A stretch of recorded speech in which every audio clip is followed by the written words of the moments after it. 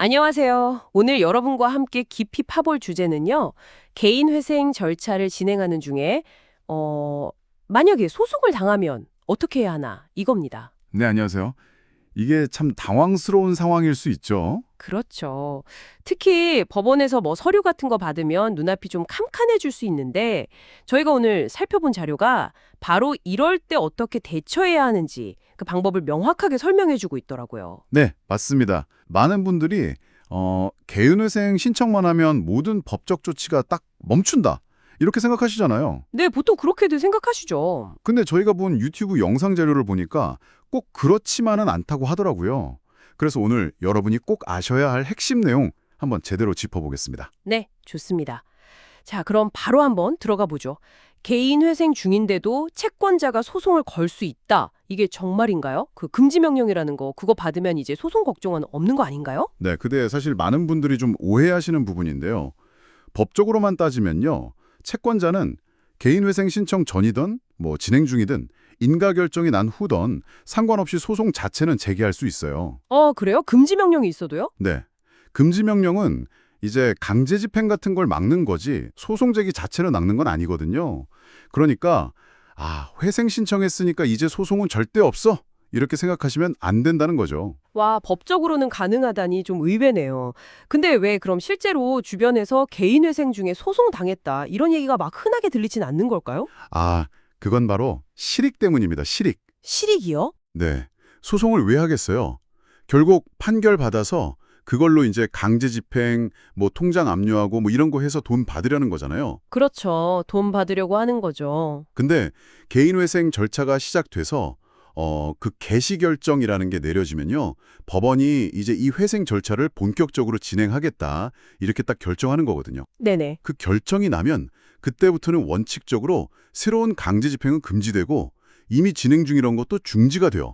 그러니까 소송에서 이겨도 당장은 돈을 받아낼 방법이 막히는 거군요. 그렇죠.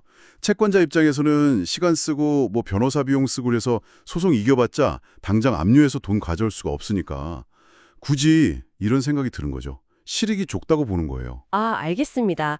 그러니까 법적인 가능성이랑 현실적인 이득 사이 좀 차이가 있다. 이런 말씀이시네요. 강제 집행이 되냐 안 되냐가 핵심이군요. 네, 맞습니다. 그럼 만약에 진짜로 소송 서류를 딱 받게 됐어요. 엄청 당황스럽겠지만 제일 먼저 뭘 해야 할까요? 맞아요. 당황하지 마시고 딱 한 가지만 제일 먼저 확인하시면 됩니다. 네, 그게 뭔가요? 그 소송을 건 채권자 있죠. 그 채권자가 여러분이 법원에 냈던 채권자 목록에 이름이 제대로 들어가 있는지 이걸 확인하는 겁니다. 이게 모든 것의 시작이에요. 채권자 목록 확인. 만약에 목록에 이름이 있어요. 그럼 어떻게 되나요? 네, 만약에 목록에 이름이 있고 또 법원의 금지 명령도 잘 내려진 상태다?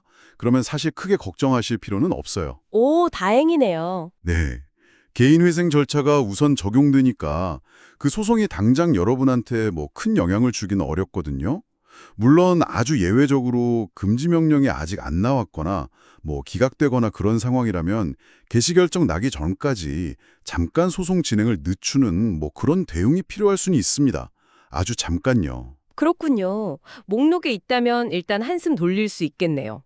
근데 반대로 확인해 봤더니 아차, 실수로 그 채권자를 목록에서 빠뜨렸어요. 이건 좀 심각해 보이는데요? 정확히 보셨습니다. 그 경우가 훨씬 중요하고 빨리 대처해야 하는 상황입니다. 네. 채무가 좀 오래됐거나 여러 가지 이유로 특정 채권자를 깜빡하고 누락했다면 그 채권자는 회생 절차의 보호 밖에 있는 거잖아요. 그렇죠. 목록이 없으니까요. 그러니까 자기 권리를 당연히 행사하려고 하겠죠. 소송도 하고 압류도 하려고 할 수 있고요.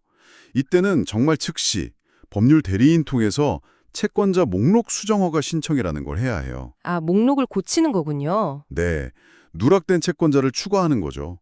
그리고 경우에 따라서는 변제 계획안도 좀 수정해야 할 수 있고요.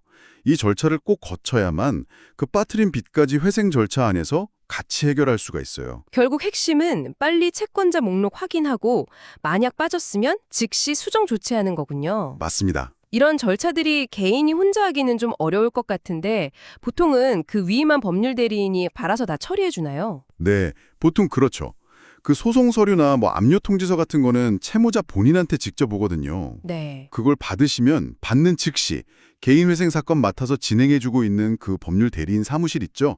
거기로 바로 연락해서 알리시는 게 제일 중요해요. 아, 일단 알리는 게 먼저군요. 네.